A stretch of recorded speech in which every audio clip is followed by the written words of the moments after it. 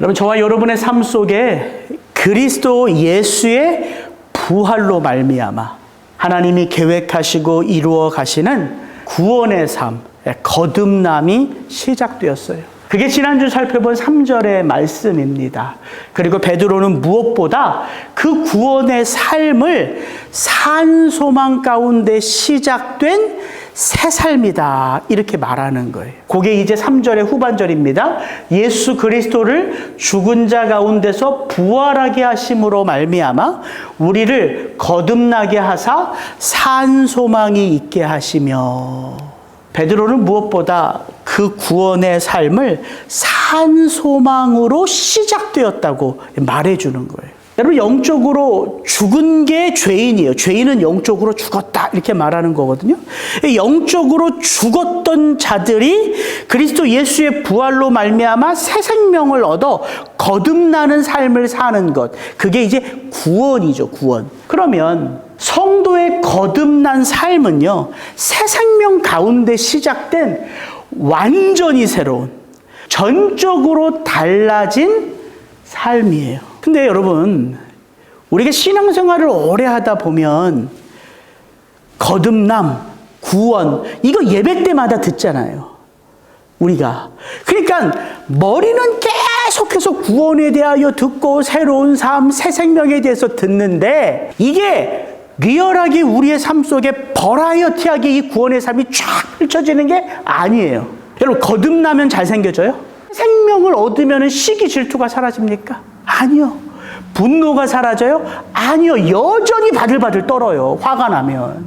그러니까 이게 저처럼 모태신앙인 사람들이나 여러분처럼 신앙생활을 40년, 50년 하는 사람들은 늘 머리로는 구원에 대하여 듣고 새 생명에 대해 듣고 거듭남에 대해서 듣지만 정작 삶으로 들어가면 그렇게 내가 바뀐 것 같지가 않더란 말이죠. 그러면은 어떻게 되냐면요, 매너리즘에 빠져요. 매너리즘에. 도대체 새 생명이 뭐지? 거듭난 삶이 뭐지? 그래서 저는 베드로전서의 말씀 하나하나가요, 구원의 삶이 무엇인지를 마치 스텝 바이 스텝 점검해 가게 하는 것 같아요. 그래서 저는 너무 재밌어요. 그리고 저는 이런 재미가 여러분에게도 느껴졌으면 좋겠어요. 베드로는요, 우리의 거듭남의 삶이 완전히 바뀌었다는 의미를 어떻게 전하냐면, 그게 4절이에요. 이렇게 말하잖아요. 썩지 않고 더럽지 않고 쇠하지 아니하는 유업을 있게 하셨다. 여러분, 죄인들은요, 땅 가운데 살잖아요. 그러니까 땅의 법칙으로 살아가요. 그게 뭐냐면 죽으면 썩는 거고, 죄 가운데 더러워지는 거고, 날마다 쇠하여져 가는 삶이에요. 그거는 누구도 피할 수 없어요, 땅에 사는 사람들은. 그러면 구원 안에서 새 생명을 받아서 토탈리 바뀐 삶은 뭐냐면, 베드로가 담대히 말해요. 썩지 않는다, 쇠하여지지 않는다, 더러워지지 않는다. 그러니까 어떤 삶에서 어떠한 삶으로 변해가는지를 베드로가 정확히 짚어준다고요. 여러분, 그걸 이해하셔야 돼요. 구원받아서 내가 시기 질투가 사라진 것도 아니고, 구원받아서 내가 못하던 것이 갑자기 잘해지는 것도 아니에요. 그런데 구원을 통해서 내 삶의 방향이 바뀌었다고요. 썩어지는 삶이, 죄 가운데 물들어가는 삶이, 날마다 쇠하여지는 삶의 방향이 썩지 않는 삶으로 바뀌었고요. 죄 가운데 주눅들지 않고 사망 권세를 이기는 삶으로 바뀌었고요. 날마다 쇠하는 게 아니라 날마다 새로워지는 삶의 방향으로 바뀌었다고요. 그게 뭔지를 점검하는 거예요, 내 삶 가운데. 그때 비로소 터지는 게 이거예요. 우리 주 예수 그리스도의 아버지 하나님을 찬송하리로다. 그때 터지는 거라고요. 제가 여기서 성도님들 한 분 한 분들의 삶 속에 찬송이 가득하기를 원합니다. 아무리 외쳐도 삶이 재미없는데, 삶이 무료한데, 삶이 의미 없는데 어떻게 찬송이 터지냐고요. 그러니까 말씀 안에서 삶을 돌아볼 때, 내가 이렇게 변해가는구나, 이걸 깨달으면 터지는 게 찬송이라고요. 그래서 오늘 말씀은 우리의 삶 가운데 예수의 부활로 말미암아 하나님이 찬송을 시작하셨어요. 왜? 삶의 목적과 방향이 완전히 바뀌었기 때문에. 근데 이게요, 처음 그 바뀌어진 그대로 지속하는 삶이 아니라 우리는 수많은 삶에 여러 가지 다가오는 일들로 우리가 그냥 이렇게 막 출렁이죠. 롤러코스터를 타듯이. 그런 성도의 삶 가운데 하나님이 어떻게 그 시작된 찬송을 우리가 이 땅에서 삶을 마무리할 때까지 더욱더 아름답게 빚어가시는가, 그걸 베드로가 5절부터 9절까지 담아놓고 있다고요. 어떻게 하나님이 이 찬송을 우리의 삶 가운데 끊이지 않고 외칠 수 있도록 우리의 삶에 간섭하시는가, 그걸 한번 보자는 거예요.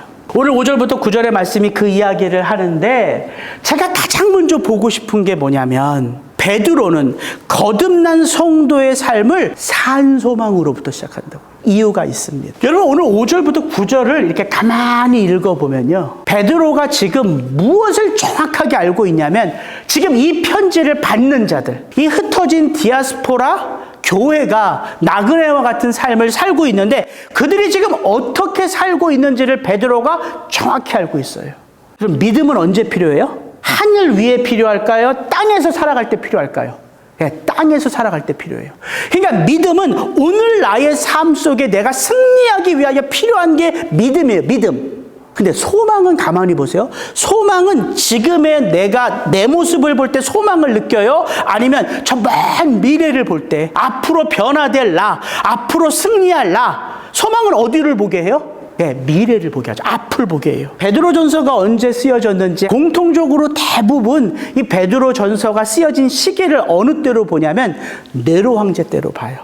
네로 황제 때 말기부터 기독교, 교회에 대한 박해가 심해졌거든요. 그러니까 지금 이 베드로전서는 박해가 심해지기 바로 전, 그때를 대상으로 쓴 거예요. 그러니까 점점 더 핍박의 전운이 감돌 때, 그러니까 본격적으로 핍박이 있진 않았지만 핍박이 이제 앞으로 올 거예요. 그때 썼다고 대부분의 학자들이 봐요. 흩어진 나그네와 같은 교회가 하루하루 정말 핍박을 받을 것 같은 그런 삶의 어려움 속에서 살아갈 때, 그들로 하여금 지금 이 순간 치열한 영적 전쟁이 있는 이 순간 너희들 믿음을 붙들고 싸워, 이 말을 하기 전에 먼저 야, 고개를 좀 들어서 야, 너희가 앞으로 어떤 삶으로 살아가게 될지를 한번 바라봐, 이거부터 시작한다고요. 소망은 지금의 나를 보게 하지 않고요, 변화될 나를 보게 한다고요. 그래서 오늘 말씀 5절부터 9절을 잘 보면 베드로가 강조하는 시점이 전부 다 종말론적 미래 시점이에요. 잘 보세요. 너희는 언제? 마지막 때에 나타내기로 예비하신 그 구원을 얻기 위하여 살아가는 자다. 여기서 말하는 말세는 마지막 그 구원이 완성되는 말세를 말해요. 그러니까 미래를 바라보게 한다고. 그 미래를 위해서 너희가 하루하루 믿음으로 살아간다, 이 말을 하는 거예요. 너희 믿음의 확실함은 불로 연단하여도 없어질 금보다 더 귀하여, 그 다음 뭐라고 나와 있어요? 예수 그리스도께서 나타나실 때에. 그러니까 지금 예수 그리스도가 나타났어요, 안 나타났어요? 나타나지 않았잖아요. 그럼 예수님이 나타나실 때, 이건 뭐예요? 마지막 재림의 때를 바라보게 하는 거예요. 그 재림의 때에 너희들의 믿음이 연단받아져서 너희들은 영광과 칭찬과 존귀를 얻을 것이다. 그러니까 미래를 먼저 보게 한다고요. 또 마지막 부분에 보세요. 영광스러운 즐거움으로 기뻐하니 믿음의 결국 곧 영혼의 구원을 받음이라. 그러니까 너희들이 지금 이 붙든 이 믿음은 너희들의 오늘의 싸움을 이기게 하지만 결국에는 그 믿음 때문에 너희가 구원의 완성을 볼 수 있다, 이 얘기를 하는 거라고. 그러니까 5절부터 9절의 베드로의 초점은 그들의 고개를 들어 그들이 앞으로 어떻게 변화될 것인지를 보게 한다고요. 이게 산소망이에요. 그러니까 구원은요, 먼 미래를 오늘 나의 삶 속에서 바라볼 수 있는 능력이에요. 그래서 소망으로부터 시작하는 거예요. 여러분 잘 생각해 보세요. 우리는 분명 오늘 나의 삶 가운데 일어나는 일들을 통해서 구원이 빚어져 가요. 그건 맞아요. 오늘 나의 삶 속에서 일어나는 문제, 오늘 내가 만나는 사람, 오늘 내가 하는 일, 이걸 통해서 구원이 일어나지 뭐 어떻게 구원이 일어나요? 그건 분명해요. 그러나 오늘 지금 이 순간 내가 그 일을 경험하고 내가 그 일을 체험하고 내가 그 일을 통해서 빚어져 가지만 나 혼자서 그 모든 구원을 이루어가요? 아니잖아요. 우리의 삶 속에서 구원을 이루어 가시는 삼위 하나님과 함께. 그러니까 성도는요, 오늘 나의 삶 가운데 일어나는 일들을 경험해 가면서 결국은 내가 그 하나님이 원하시고 바라시고 뜻하시고 계획하시는 그 미래의 삶으로 나아가고 있음을 깨닫는 자란 말이에요. 그래서 보는 거예요. 이 말 이해하시겠어요? 오늘을 살아가지만 내 계획을 보고 내 소망을 보고 내 뜻을 보는 게 아니라 영원하신 하나님, 그분이 나의 삶 속에 오늘 내게 일어나는 일을 간섭하심으로 나의 삶을 빚어가심으로 내 시선이 하나님의 시선을 따라가게끔 된다고요. 이게 구원이란 말이에요. 구원. 그래서 소망으로부터 시작을 하는 거예요. 그 소망이 오늘의 나를 마지막 때의 나와 연결을 시키거든요. 그러니까 지금 너무 부족하고 지금 너무 연약하고 지금 자주자주 넘어져도 우리가 구원받는 하나님의 자녀이기 때문에 일어날 수 있는 거예요. 그렇지 않으면 어떻게 일어나요? 날마다 죄 가운데 넘어지는데 이 속에는 다 썩어 문드러지는데 어떤 소망을 가지고 일어나요? 소망 없으면 못 일어나요. 그래서 소망으로부터 시작하는 거예요. 자주자주 넘어져도 죄 가운데 무너져도 소망의 하나님이 그런 나를 다시 일으켜 세워주는 거예요.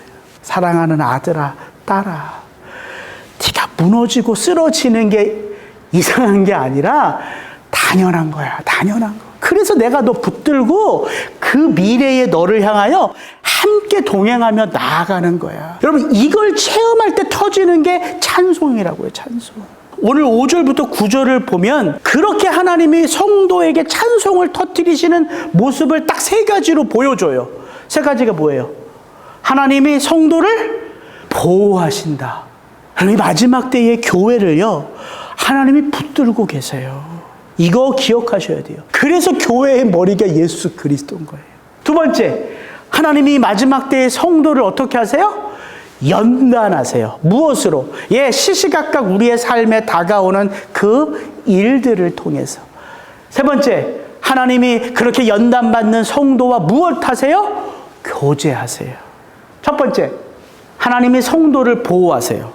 5절 말씀 같이 한번 읽습니다. 너희는 말세에 나타내기로 예비하신 구원을 얻기 위하여 믿음으로 말미암아 하나님의 능력으로 보호하심을 받았느니라. 과거형이지만 현재 진행형이에요.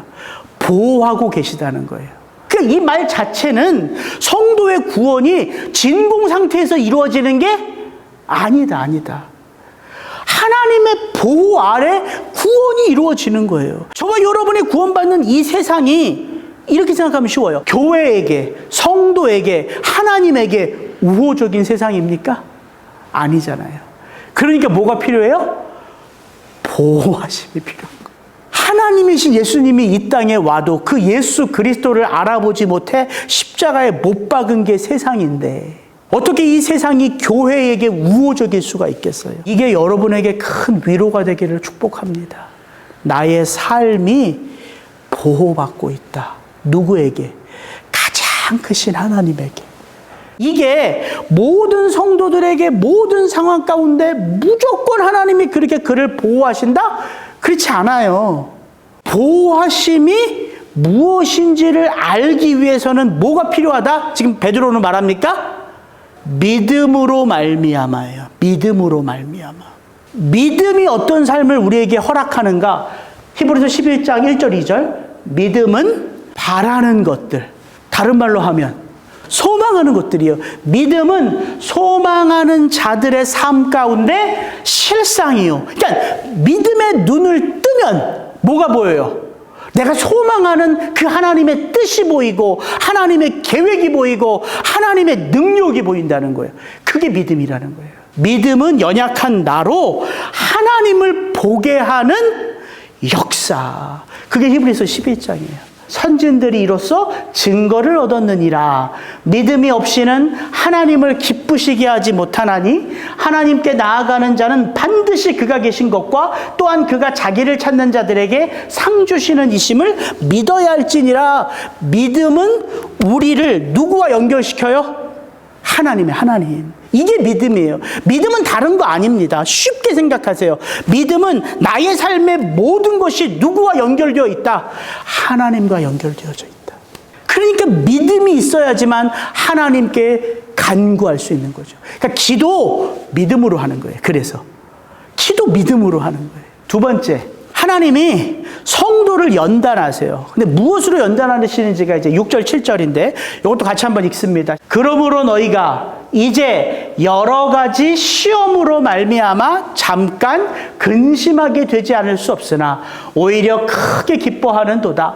너희 믿음의 확실함은 불로 연단하여도 없어질 금보다 더 귀하여 예수 그리스도께서 나타나실 때에 칭찬과 영광과 존귀를 얻게 할 것이니라. 그 제가 늘 하던 그 설교예요. 구원이 어떻게 일어나냐면 우리의 삶 속에 다가오는 그 여러 가지 시험으로 말미암아. 이 시험이란 단어는요 다 포함하고 있어요. 우리를 넘어뜨리려 하는 유혹, 이것도 이 시험이라는 단어 안에 포함되어져 있고요.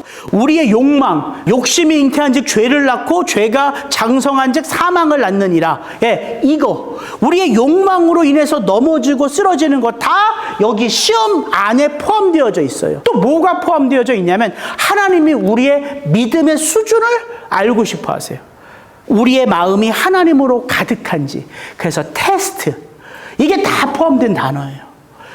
temptation, 유혹, 죄악, 하나님의 테스트, 이런 게 우리의 삶 가운데 시시각각 다가오는 거예요. 그러니까 그런 일들이 다가오고 그런 일들 앞에 우리가 탁 맞닥뜨리면 우리가 낙심하죠. 근심하죠. 괴로워하죠. 그게 그 말이에요. 잠깐 근심하게 되지 않을 수 없으나. 아니, 넘어졌는데 울지 않는 아이가 있습니까? 문제 앞에 있는데 엎드리지 않는 성도가 있어요? 그러니까 이게 다 근심이라고요. 염려, 근심. 그러니까 우리의 찬송은요, 근심 가운데 터지는 찬송이에요. 그래서 말하는 거예요. 오히려 크게 기뻐하는도다. 이 베드로가 말하는 이 6절에서 말하는 이 기쁨은 제가 그 의미를 알겠어요. 이 기쁨은 어떤 기쁨이냐면 깨달음의 기쁨이고요. 체험함의 기쁨이에요. 그러니까 내가 문제 속에 있을 때 낙심하고 절망해요. 근데 그 문제를 가만히 예수님 앞에 갖다 놓고 그 예수님의 그 지혜로 내가 이 문제를 풀어나가려 할 때 이게 문제가 아니라 나를 더 새롭게 하기 위한 하나님의 축복인 걸 알게 돼요. 기쁨이 터지죠. 찬송이 터지죠. 그 기쁨이에요. 이 기쁨은. 내 삶이요, 버려져서 내가 절망 가운데 있는 줄 알았어요. 요셉이잖아요. 요셉. 구덩이에 빠지고 종으로 어느 집에 들어가고 거기서 감옥으로 들어가고 점점 그 삶이 점점 나락으로 떨어져요. 근데 요셉이 그 나락 같은 삶 가운데서도 누구를 잃지 않아요? 하나님을 잃지 않아요. 그러니까 내 삶 가운데 하나님이 함께하고 계심을 요셉이 믿으니까 나중에 요셉이 뭐라고 고백해요? 하나님은 악을 선으로 바꾸시는 하나님. 이게 요셉이 자기의 삶을 해석하는 거예요. 그러니까 여기서 말하는 기쁨은 체험하는 기쁨이고 깨닫는 기쁨이고 해석하는 기쁨이에요. 그게 성도의 삶 속에 일어나요. 여러분의 삶 속에 일어나요. 저의 삶 속에도 일어나요. 그 깨달음. 순간순간 몰랐는데 돌아보니까 알게 되는 깨달음. 이래서 하나님이 내 사역지를 이 시애틀로 정하셨구나. 저는 정말 이 시애틀을 중간 기착지로만 생각했어요. 청년 사역 오래 했으니까 장년 사역을 좀 배우고 싶은데 이왕이면 믿음의 장로님, 권사님, 아버님, 어머님 통해서 내가 좀 장년 사역을 배우면 이민교회에 좀 좋은 목회자가 되겠다. 그 다음에 하나님이 어디로 보내시든 준비된 목회자가 되겠다. 그 시애틀은 제 중간 기착지. 그렇게 생각하고 왔어요. 5년. 딱 5년. 더도 말고 5년만 배우면 내가 작년 사역 잘 배우겠다. 지금 6년째 됐어요. 5년은 날아갔어요. 그러니까 지금 제가 요즘 알아요. 내가 전혀 신앙을 모르는구나. 입으로는 설교로는 유창하게 하나님의 계획, 하나님의 뜻을 말하지만 내 머릿속에 내 계획이 다 있어요. 아무것도 중요한 게 아니에요. 백지장.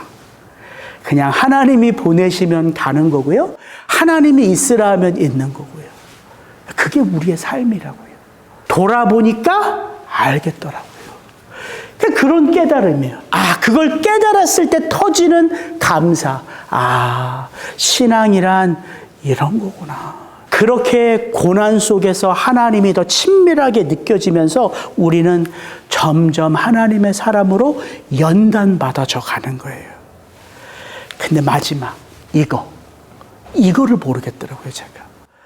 8절 9절 한번 같이 읽습니다. 예수를 너희가 보지 못하였으나 사랑하는도다. 이제도 보지 못하나 믿고 말할 수 없는 영광스러운 즐거움으로 기뻐하니 믿음의 결국 곧 영혼의 구원을 받음이라. 여기 또 뭐가 나와요? 기뻐하다란 말이 나와요. 6절에도 나오는데 8절에도 나와요. 예수를 너희가 보지 못하였으나 사랑하는도다. 말은 너무 쉬워요. 예수를 우리 못 봤잖아요. 믿음으로 예수를 만났지 우리 육신의 눈으로 예수를 본 게 아니잖아요. 예수님 어떻게 생긴지 아세요? 이런 벽화에 달려있는 거 말고 우리 못 봤는데 어떻게 알아? 예수님 어떤 성품인지 아세요? 모르지. 그냥 복음서에 예수님이 이렇다니까 그거 듣고 아는 거지. 예수를 믿으니까 너 누구누구를 어떻게 사랑해? 이거에 대해서는 할 말이 있는데 이거를 딱 제가 읽으니까 예수를 너희가 보지 못하였으나 사랑하는도다. 그러네. 내가 진짜 예수를 직접 내가 우리 김봉찬 집사님과 이렇게 대화하고 알아가는 것처럼 이렇게 예수를 아는 게 아니네. 근데 내가 어떻게 예수를 사랑한다 말하지? 내가 예수를 사랑하는 건 뭐지? 여러분 어떻게 생각하세요? 그럼 예수를 사랑하는 게 뭐예요? 그분을 보지 못했는데. 근데 그 다음 말은 이제도 보지 못하는, 여전히 신앙의 길을 걷는 지금도 그 예수를 못 봐요. 이제도 보지 못하나 믿고, 알겠어요. 믿고 말할 수 없는 영광스러운 즐거움으로 기뻐하니. 이거를 도대체 뭐지? 도대체 이 기쁨은 뭐지? 6절의 기쁨은 고난 속에서 내가 하나님께 이 문제를 갖다 맡기니까 하나님이 고난 가운데 나와 함께 하시면서 이 고난을 헤쳐가며 나를 자라게 하시는 그 하나님의 놀라운 구원의 비밀을 깨닫는 기쁨, 알아차리는 기쁨, 해석이 되는 기쁨. 그러니까 이걸 알겠다고요. 6절의 기쁨은. 이 기쁨은 뭐냐고, 이 기쁨.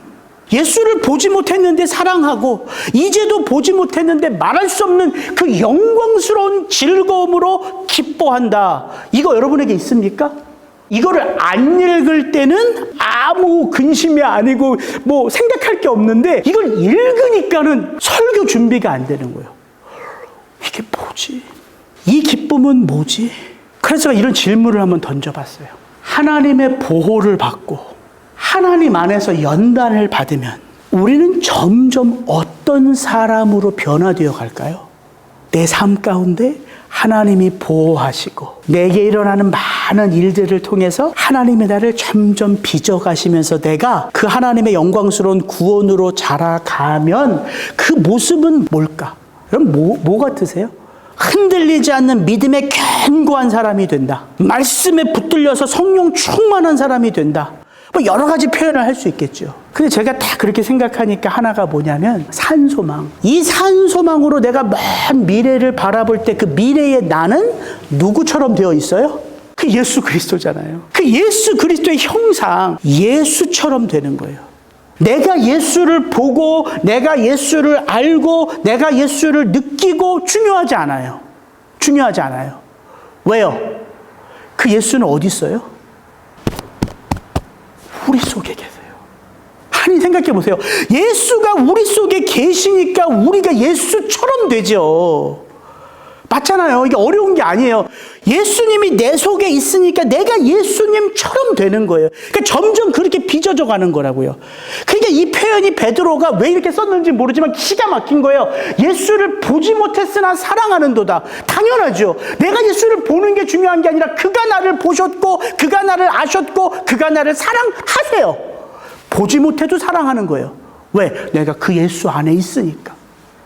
지금도 말할 수 없는 기쁨으로 즐거워할 수 있어요. 왜? 내 삶이 점점 예수의 삶이 되니까. 이해하시겠어요? 그러니까 이걸 제가 뭐 고민할 필요가 없겠더라고요. 말할 수 없는 기쁨으로 즐거워하는 건 내가 예수가 되는 거를 내가 점점 세상 가운데 드러내고 알게 되는 거구나. 제가 이런 설교 참 많이 하죠. 우리가 모든 삶을 누구에게 하듯 예수님에게 하듯 하라. 이런 설교 제가 많이 하거든요. 근데 제가 작년 말에 마태복음을 읽는데 아주 재밌는 게 있더라고요. 마태복음에 보면 예수님의 마지막 인자가 자기 영광으로 모든 천사와 함께 와서 이 땅에 있는 모든 사람들을 다 불러 모아서 양과 염소로 나누어요. 양은 선한 삶을 살았던 자, 염소는 악한 삶을 살았던 자. 근데 그 예수님이 그 영광 가운데 임금으로 와서 그 양에게 이렇게 말해요. 그때 임금이 오른편에 있는 자들에게 이르시되 내 아버지께 복받을 자들이여 나와 창세로부터 너희를 위하여 예비된 나라를 상속받으라. 내가 줄일 때에 너희가 먹을 것을 주었고 목마를 때 마시게 하였고 나그네 되었을 때 영접하였고 헐벗을 때 옷을 입혔고 병들었을 때 돌보았고 옥에 갇혔을 때 와서 보았느니라. 그때 의인들이 어떻게 대답하는지 잘 보세요. 의인들이 이렇게 대답합니다. 주여, 우리가 어느 때에 주께서 줄이신 것을 보고 음식을 대접하였으며 목마르신 것을 보고 마시게 하였나이까? 어느 때에 나그네 되신 것을 보고 영접하였으며 헐벗으신 것을 보고 옷 입혔나이까? 어느 때에 병드신 것이나 옥에 갇히신 것을 보고 가서 배웠나이까? 하리니 임금이 대답하여 이르시되 내가 진실로 너희에게 이르노니 너희가 여기 내 형제 중에 지극히 작은 자 하나에게 한 것이 곧 내게 한 것이니라 하고. 저는 설교 때마다 우리가 예수님께 하듯 해야 됩니다. 그렇게 설교를 자꾸 하다 보니까 자꾸 우리는 누굴 찾아요? 내가 섬겨야 될 사람 가운데 누구 모습을 찾아요? 예수님의 모습을 찾아요. 우리 김봉찬 집사님에게 내가 섬길 만한 예수님의 모습이 있으면 섬기는 거죠. 그러니까 우리는 섬김도 누구의 기준에 따라? 내 기준에 따라, 내 기준에 따라. 내가 보기에 이분이 예수님처럼 느껴지면, 내가 보기에 이분이 예수님처럼 보여지면 그때는 사랑도 베풀고 섬김도 베풀고 은혜도 베풀고. 지금 예수님은 우리에게 이 세상 가운데 네 눈에 나처럼 보이는 사람들을 섬겨라고 말하는 게 아니에요. 의인들이요, 몰라요. 왜 예수님이 나를 축복하시고 왜 예수님이 나를 칭찬하시는지 의인들이 알아요, 몰라요? 몰라요. 의인들은 누구를 섬긴 거예요? 병든 자를 섬긴 거고요. 감옥에 갇힌 자를 섬긴 거고요. 넘어진 자를 섬긴 거예요. 우린 자꾸 이 세상에서 예수님처럼 보이는 사람을 자꾸 섬기려고 하고 예수로 보라고 하는 거예요. 그거 중요한 게 아니더라고요. 제가 보니까 예수 그리스도가 죄인들 가운데 오셨습니까? 아니면 예수의 형상으로 가득한 자들 가운데 오셨습니까? 이걸 보시면 된다고요. 소망 없는 자들 가운데 오셨다고요. 예수님이. 그러니까 우리가 예수를 보지 못하나 사랑하고 예수를 이제도 보지 못하나 말할 수 없는 기쁨과 말할 수 없는 감사로 살아갈 수 있는 건 내 주변에 있는 사람들에게 예수의 그 어떤 모습을 찾아라 봐라가 아니라 그들의 그 소망 없는 절망에 있는 모습 그대로를 사랑하라는 거예요. 이해하시겠어요? 그래서 예수님이 우리에게 주신 계명도 이거예요. 내가 너희를 사랑한 것 같이 너희도 서로 사랑하라. 사랑할 자격이 있어서 사랑하라는 게 아니라 사랑 아니고서는 구원받을 수 없기에, 사랑 아니고서는 그 삶이 나아질 수 없기에. 그럼 우리가요 정말 오해하는 게 너무 많아요. 우리는 모든 것을 내가 판단하고 결정해놔요. 내가 사랑할 대상도, 내가 얼마만큼 섬겨야 될지도 다 내가 결정한다고요. 여러분, 그래서 말할 수 없는 즐거움이에요. 이런 내 삶 속에 그 예수님의 모습이 조금씩 나타나는 건요, 설명할 수가 없어요. 그냥 그거는 감동이에요. 그래서 여러분들이 그런 기도를 한번 드렸으면 좋겠다고요. 우리 권사님을 놓고, 우리 장로님을 놓고 내가 기도하죠. 내가 기도하죠. 그러나 어느 순간 그 기도는요, 장로님, 권사님 아니요. 그냥 불쌍한 영혼이에요. 그리고 그런 영혼을 기도하는 나도 불쌍한 존재예요. 근데 불쌍한 내가 불쌍한 그 영혼을 놓고 엎드려 기도하는데 우리 가운데 누가 소통해요? 그 풍성하신 사랑의 하나님이 소통해요. 그러면 기도는요, 완전 달라져요. 이성으로 드리는 기도 아니고요. 생각으로 드리는 기도가 아니고요. 성령께서 소통케 하시는 기도예요. 그 기도를 드리면요, 정말 이건 말할 수 없는 기쁨이에요. 설명할 수 없는 기쁨이요, 이 마음에 쫙 채워져요. 우리의 구원이요, 그렇게 말할 수 없는 기쁨 가운데 찬송으로 이어져 나아가는 거예요. 아시겠어요? 기도하시겠습니다.